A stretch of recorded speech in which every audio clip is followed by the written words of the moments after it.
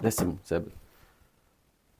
Mesdames, Mesdemoiselles, Messieurs, bonsoir à toutes et à tous. J'espère que vous vous portez bien. J'espère que vous passez de bonnes fêtes, bon Noël, bon réveillon. Tout ça, c'est déjà passé. J'espère que ça vous a plu. Profitez, faites attention. Bonne année 2025. Enfin bref, j'espère que ça recommencera pour moi comme pour vous sur de bonnes bases. Dans tous les cas, deuxième partie de bilan 2024. J'aurais aimé faire tous les bilans 2024. En 2024, je crois que je vais être un peu en retard. Mais deuxième partie de bilan, on a parlé de Honda, de Yamaha, des pilotes, on a fait un débrief général. Cette fois-ci, c'est la même chose, mais nous allons parler de Aprilia ainsi que de KTM dans cette petite vidéo tranquillement. Donc installez-vous et commençons à parler des constructeurs européens. Il y aura une vidéo finale, un bilan final pour parler de Ducati qui a tout écrasé cette saison. Nous commençons cette saison 2024 avec Aprilia et donc la moto de base, dès le Qatar, des mêmes Sepang, tout ça, la moto est plutôt bonne, la moto est plutôt saine. On a eu de bonnes évolutions techniques au niveau du châssis, du moteur, de l'aérodynamique. Beaucoup de choses ont été faites, mais premier problème qui survient, aérodynamique, la boucle arrière. Énorme concept de la part d'Aprilia, première fois que nous voyons ça, un espèce de diffuseur sur une moto GP, un diffuseur donc comme en F1, le but est de refaire sortir l'air afin d'appuyer la moto à l'arrière si vous voulez. J'explique très rapidement pour, voilà, n'hésitez pas à faire des recherches si ça vous intéresse.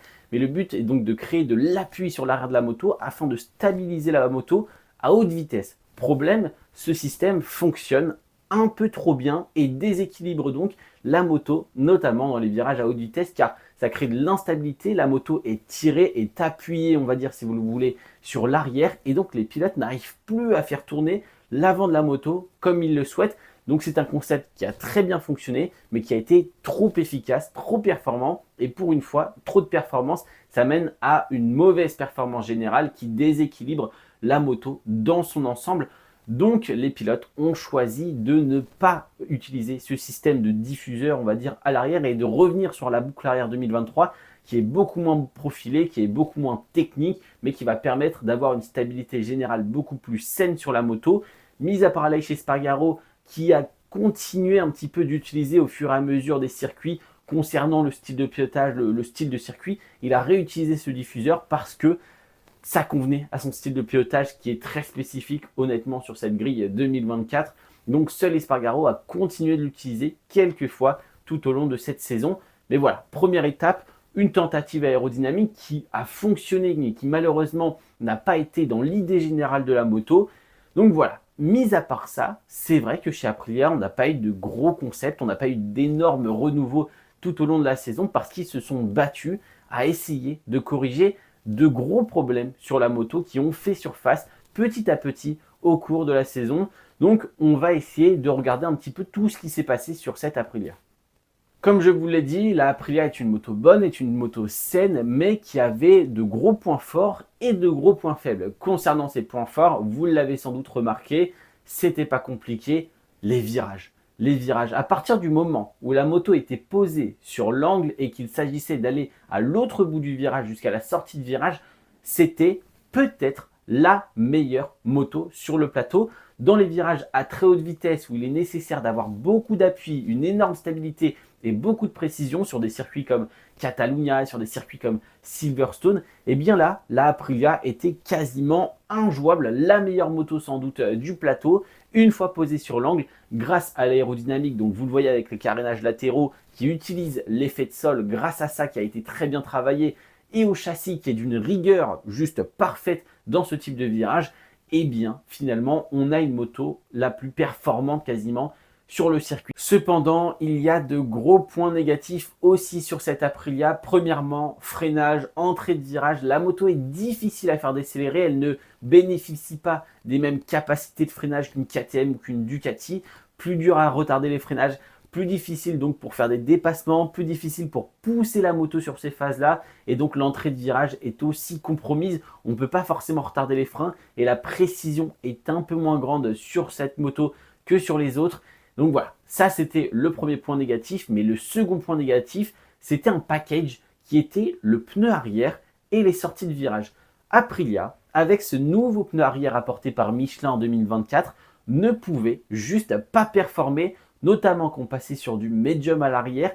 très difficile pour Aprilia de le mettre en température et après d'exploiter le pneumatique, la moto n'y arrivait tout simplement pas. Beaucoup de patinage, aucune puissance en sortie de virage et donc on se retrouvait avec une Aprilia garée à chaque sortie de virage. Donc comme je vous le disais, l'entrée est compliquée. Au milieu, on a presque la meilleure moto du plateau et en sortie de virage, quand le pneu fonctionnait bien, la moto manquait quand même de motricité de base. C'était un des problèmes de base de la Aprilia. Mais avec le nouveau pneu Michelin, quand le pneu n'allait pas forcément bien, quand les conditions de piste n'étaient pas parfaites, impossible de performer et de faire ressortir cette moto du virage. Et ça les a tenus 90% de la saison, mis à part dans certains moments où tout se passait bien. Aprilia ne comprenait juste pas ce qu'il se passait. Combien de fois nous avons vu Aprilia galérer, ne pas comprendre, avoir les pilotes hors du top 10 pendant la première journée des essais et qui ne comprenaient juste pas ce qui se passait, qui n'arrivaient juste pas à faire performer la moto, et que ce soit Espargaro, Viñales ou Fernandez, des pilotes au style totalement différent. Donc voilà, ça c'était vraiment le gros problème et les ingénieurs ont travaillé sur ça. Et c'est vrai que ça a mis beaucoup de temps et c'est difficile d'apporter des améliorations quand déjà on n'arrive pas à comprendre la moto de base et que le problème numéro 1 n'est pas forcément l'aéro, le freinage, mais plutôt la manière de fonctionner générale de cette RS GP24. Au niveau des écuries, Aprilia officiel termine 4e derrière 3 équipes Ducati, donc meilleur que KTM sur ce point-là. Et Trackhouse termine très loin tout au fond du classement, une saison catastrophique. Nous pouvons parler un petit peu des pilotes un à un pour faire un petit bilan de cette saison 2024. Alors, si on fait pilote par pilote, je n'ai pas forcément envie de parler statistiques, envie de parler technique, même si tous les pilotes, quasiment tous les pilotes, 3 pilotes sur 4 chez Aprilia, ont effectué un podium cette saison, que ce soit Oliveira au Sachsenring, que ce soit Espargaro en course sprint à Catalunya, que ce soit Maverick Viñales qui est le seul pilote hors Ducati à avoir gagné une course aux États-Unis, qui pour moi est la plus belle course de la saison, même si c'est Viñales qui la gagne. Non, ça n'en reste pas moins la plus belle course de la saison pour moi. Et donc voilà, bravo à Maverick Viñales. Mais en fait, j'ai envie de vous dire, cette saison, je suis déçu dans le sens où le projet s'est arrêté à la mi-saison. La moto ne fonctionnait plus vraiment. On avait vu les ingénieurs perdus, on a vu les pilotes un peu décontenancés, un peu perdus aussi dans leur manière de piloter, dans les objectifs fixés. Il y a déjà eu la victoire en ce tout début de saison de Maverick Viñales. Il y a eu quelques beaux podiums de la part d'Aleix Espargaro et de Viñales toujours. Il y a eu Oliveira qui a fait son podium à la mi-saison, qui a remontré qu'il était toujours capable de piloter à un super niveau. Mais c'est vrai qu'à part ça, il y a eu un espèce de pic de motivation en début de saison et c'est descendu petit à petit.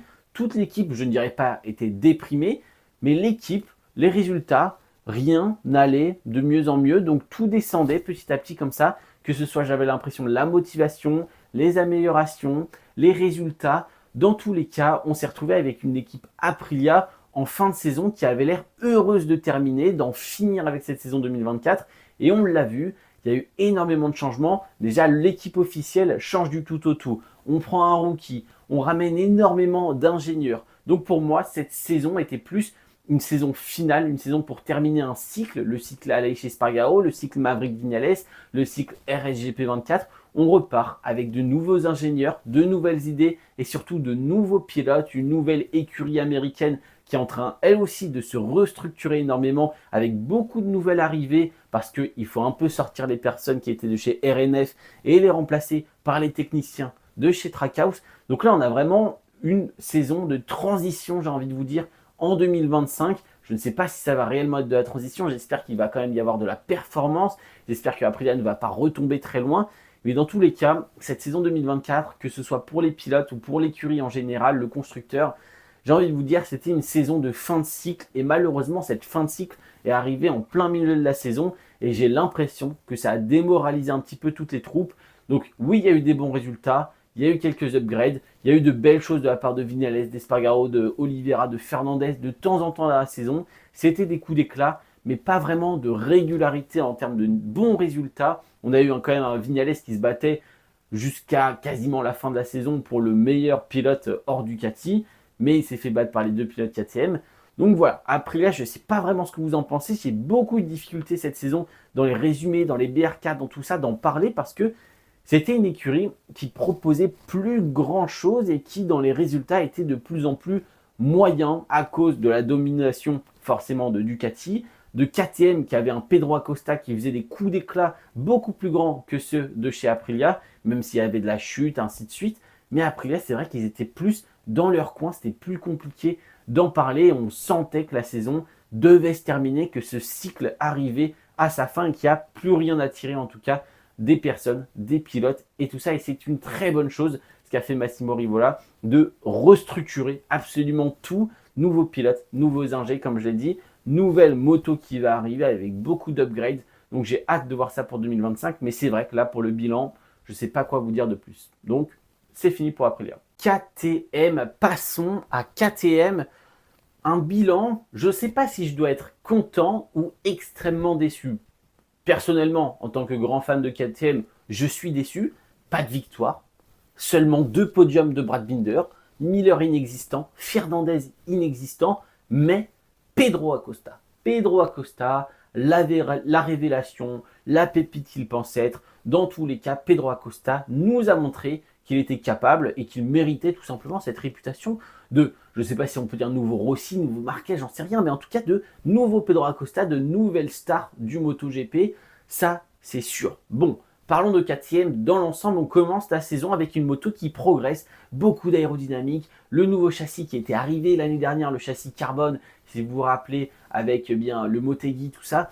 Beaucoup d'améliorations qui se mettent en place avec Pedro Acosta qui arrive, le projet qui va tourner autour de Binder et d'un Miller qui a maintenant 1 an de KTM dans les pattes. On se dit c'est le moment ou jamais pour KTM de performer et de rivaliser avec Ducati jusqu'à ce qu'on comprenne que la GP24 était juste injouable, mais ce n'est pas le sujet car du côté de chez KTM, il y a des erreurs. Il y a beaucoup d'erreurs, il y a beaucoup trop d'erreurs.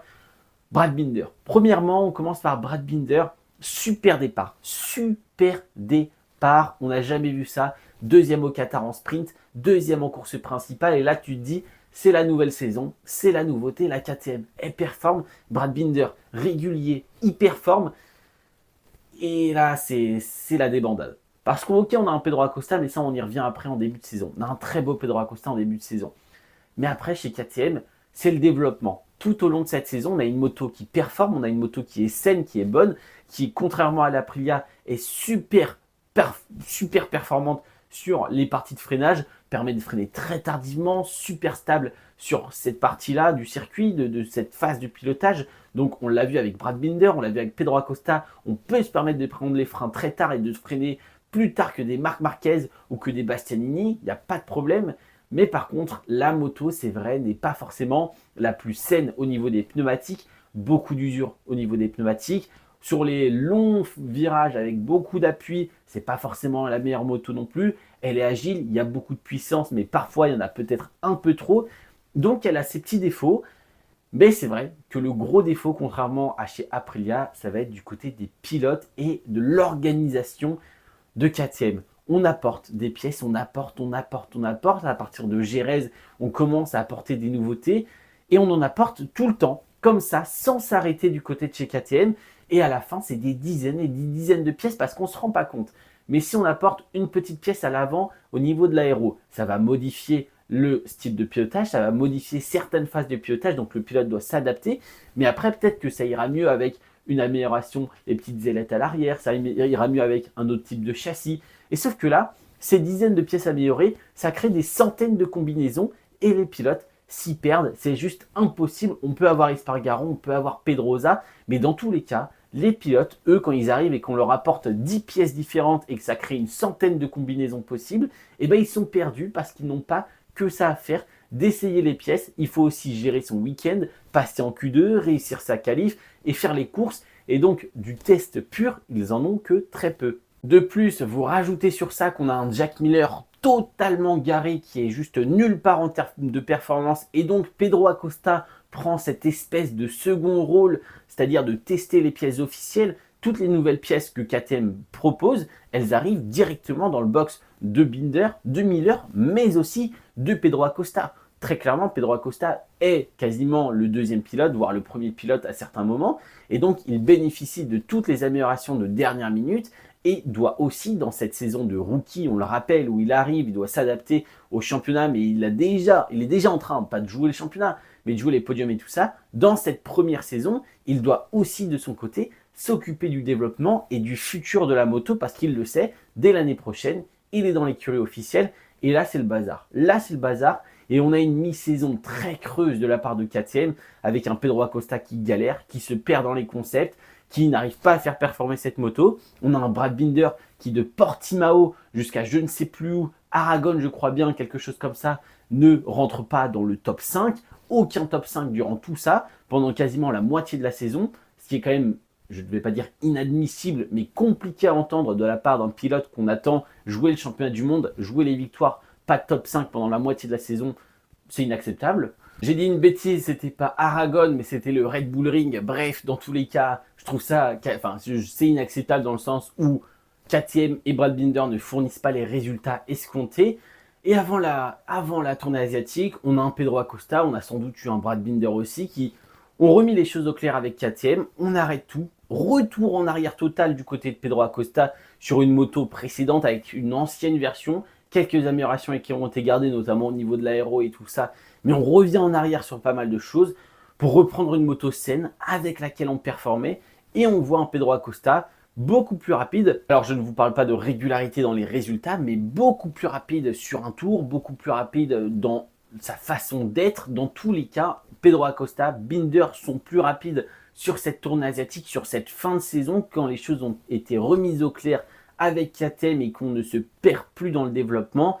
Et c'est vrai que ça a fait du bien, on a retrouvé des podiums de Pedro Acosta, on a même eu presque une victoire, on a une pole position de Pedro Acosta à Motegi, troisième plus jeune pilote de l'histoire à faire ça. Dans tous les cas, vous voyez, on a retrouvé quelque chose, on a retrouvé des top 5 du côté de Brad Binder, mais donc il y a eu quelque chose qui s'est passé en cette mi-saison, qui a été bordélique, on va dire, c'était un petit peu un énorme cafouillage tout au sein de l'organisation du constructeur, et donc tout le monde était perdu, que ce soit les ingénieurs qui doivent gérer des dizaines de pièces qui arrivent de l'usine, ou les pilotes qui n'ont que, je ne sais pas, 45 minutes pour tester 20 combinaisons différentes sur la même auto. C'est juste impossible, on s'y perd, on ne sait plus quelles données prendre, on ne sait plus quelle moto utiliser, et donc voilà, les résultats ne pouvaient pas suivre, et c'est intéressant qu'il y ait eu ça pour cette première saison de Pedro Acosta, qui a pu vraiment analyser, qui a pu vraiment déjà se montrer en tant que plus que, j'ai envie de dire, Pedro Acosta était plus un numéro 1 dans l'écurie satellite que Brad Binder lui-même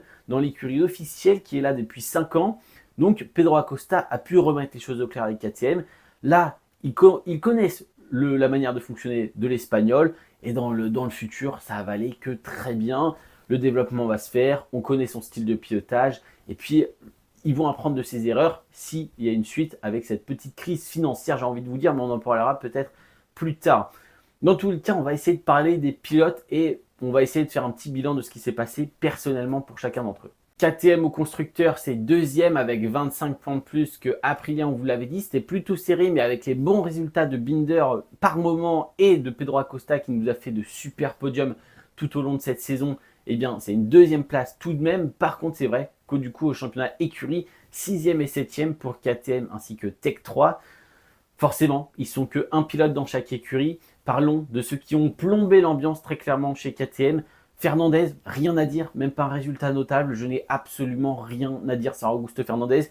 Il ne sentait pas les pneus, il ne sentait pas la moto, pas forcément adapté à son style de pilotage. Et donc ça donne 27 points seulement, si je ne dis pas de bêtises.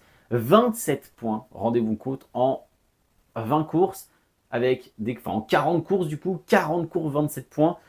Je ne dirais rien. Voilà, la saison a été plus que compliquée. C'est dommage. L'année dernière, j'avais de l'espoir quand j'avais vu notamment Le Mans, quand j'avais vu des passages sous la pluie. On avait de belles choses de Fernandez. C'est terminé. Plus de Fernandez en tant que pilote officiel en MotoGP. Il passe chez Yamaha en tant que pilote d'essai. Et du côté de Jack Miller, c'est la même idée. C'est la même idée dans le sens où déjà l'année dernière, on le sentait, la moto ne lui convenait plus, n'était pas adaptée à son style de pilotage. Et cette saison, c'était encore pire avec le nouveau pneu apporté par Michelin. Il n'arrivait plus du tout à développer, il n'arrivait plus du tout à améliorer son pilotage.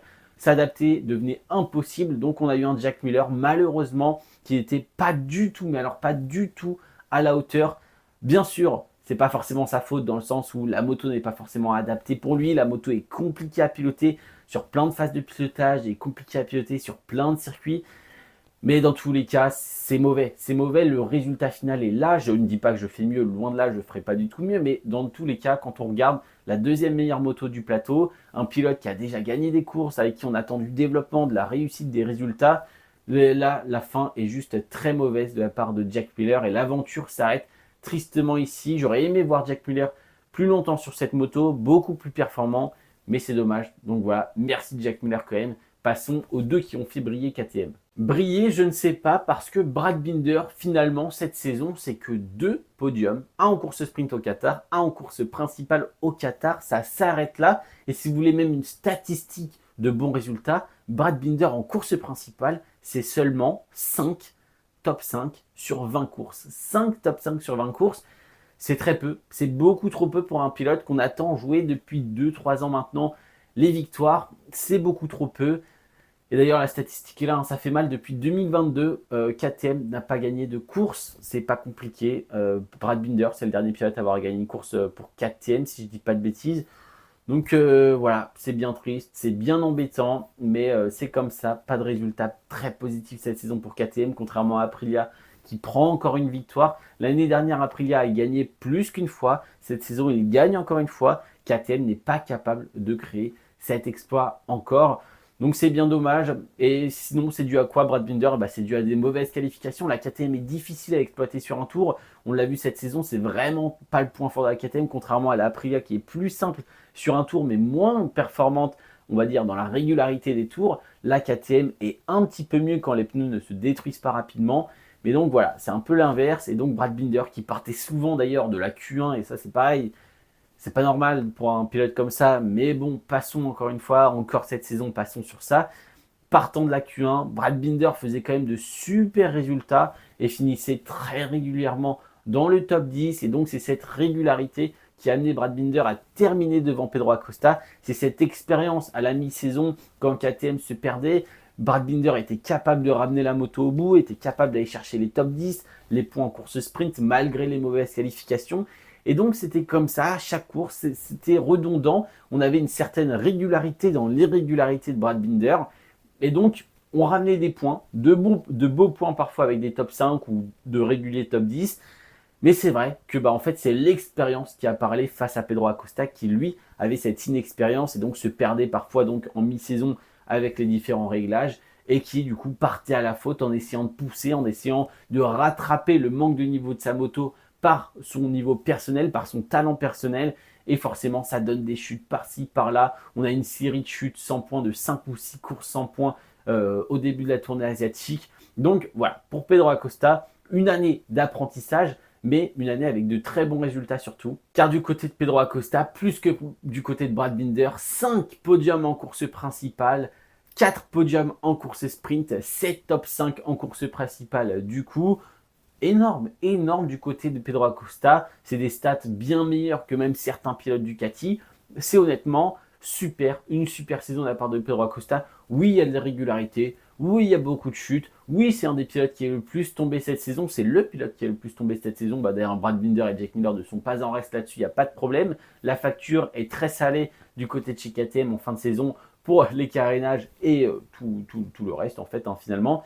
Mais donc voilà, on a eu un super Pedro Acosta. J'ai vraiment apprécié cette première saison.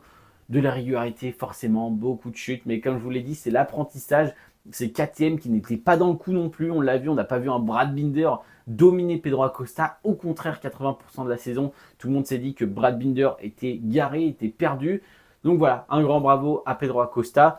KTM, il y a du mieux, il y a de l'idée. L'année prochaine, s'ils arrivent à construire une équipe MotoGP avec de l'argent, ça pourrait être pas mal pour pouvoir développer la moto. Mais s'il y a de l'argent, s'il y a une équipe, ils ont peut-être la meilleure line-up de toute la grille avec les 4 pilotes qu'ils ont actuellement. Donc honnêtement, on n'a que du positif. Changement de manager, Aki Ayo qui passe en MotoGP, c'est pareil. Il n'y a que du renouveau. Honnêtement, je vois que du positif pour 2025. Et mis à part cette énorme crise financière et cette dette de 3 milliards d'euros.